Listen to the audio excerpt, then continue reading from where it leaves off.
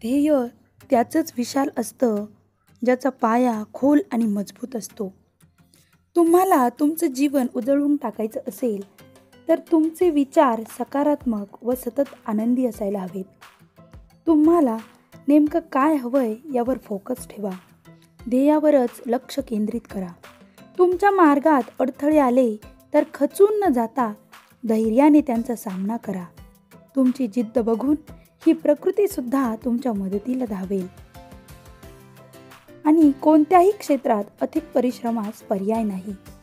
आपल्याला माहिती आहे, जेथे राबती हात तेथे हरी.